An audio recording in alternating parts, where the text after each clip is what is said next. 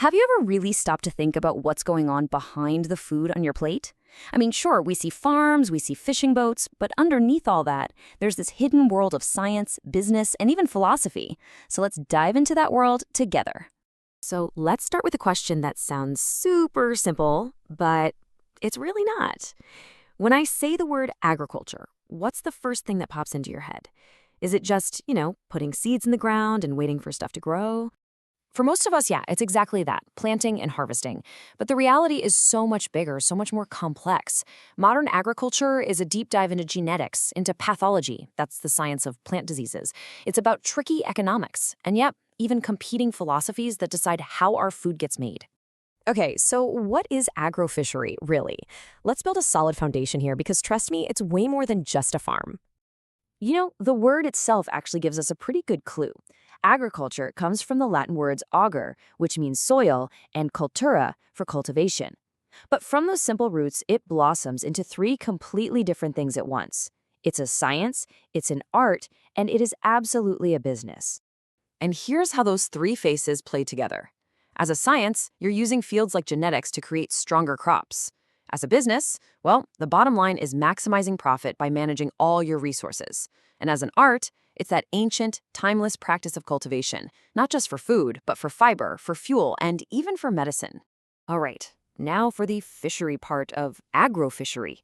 And this is a really important distinction. Fishing is basically just harvesting what's already out there in the wild. But aquaculture? That's farming. It's the intentional raising of fish and other aquatic life in controlled environments. The easiest way to think about it is one is hunting, the other is ranching. So we've got the definitions down. Now let's get into the really juicy stuff, the big ideas. Because behind all the science and all the business, there are these powerful philosophies that are literally shaping what ends up on your plate. At the heart of modern food, there's this huge philosophical clash. On one side, you've got utilitarianism, this idea of creating the greatest good for the greatest number of people. This is the engine behind industrial farming, where the goal is often to maximize yield to make food cheap and available for everyone. But on the other side, you've got agrarianism, a philosophy that really champions the small family farm, values rural life, and pushes for a more decentralized food system. Now, a key idea that kind of bridges a lot of these different viewpoints is stewardship. It's a simple concept, but it's incredibly profound. Basically, use our natural resources in a way that allows them to regenerate for the future. It's not just about not using things up, it's about helping them renew. And importantly, it also includes thinking about the ethical treatment of animals. Stewardship leads us right into the modern idea of sustainability, which really stands on three core pillars. For any system to be truly sustainable, it has to balance environmental health, social equity, and economic profitability. Think of it like a three-legged stool. If you kick out any one of those legs, the whole thing just falls over. And to achieve that balance, a farm has to juggle different kinds of capital. And we're not just talking about money here. You've got the human capital, a farmer's knowledge and skill. You've got the natural capital, the land itself, the water, the soil. And then you have the physical capital, the tools, the tractors, the buildings. A successful farm has to manage all three. This brings us to a really powerful modern movement called food sovereignty. Now, the key point here isn't just about having access to food.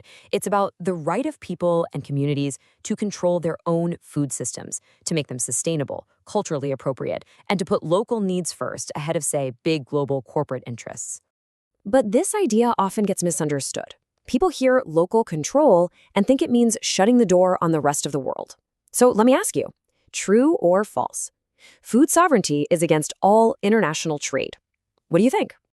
And the answer is false. Food sovereignty isn't about ending trade. It's about changing the rules of the game. It pushes for fair trade policies that actually support local economies instead of undermining them. It's about rebalancing power, not building walls.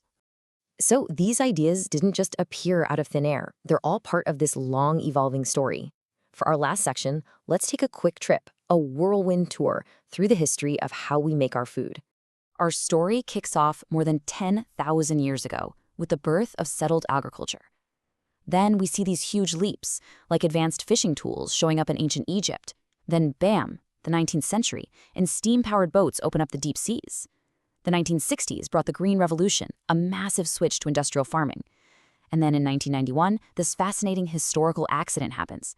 Cuba gets cut off from Soviet aid and is forced, basically overnight, to adopt ecological farming on a national scale, creating this massive, real-world experiment.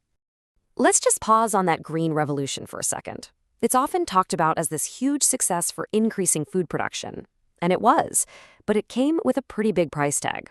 The focus on just a few uniform high-yielding crops often wiped out thousands of unique local varieties, which actually reduced biodiversity and made our whole food system a lot more fragile. So, in response to challenges like that, a new approach has been gaining a lot of ground: agroecology. It's sometimes called a dialogue of wisdoms, which I love, because it's not about throwing out science. It's about combining modern ecological science with the deep local knowledge of traditional farmers to create systems that work with nature, not against it. So, after all that, what have we really learned? Well, we've seen that agriculture is this incredibly complex mix of science, business, and art. We've figured out that our food systems are shaped by these big competing ideas, from industrial efficiency to local control. And we've seen that this whole story is just one of constant change, from the earliest tools to modern ecological science. And that leaves us with one last huge question.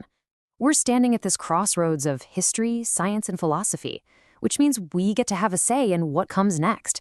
So what do you think the future of our food should really look like?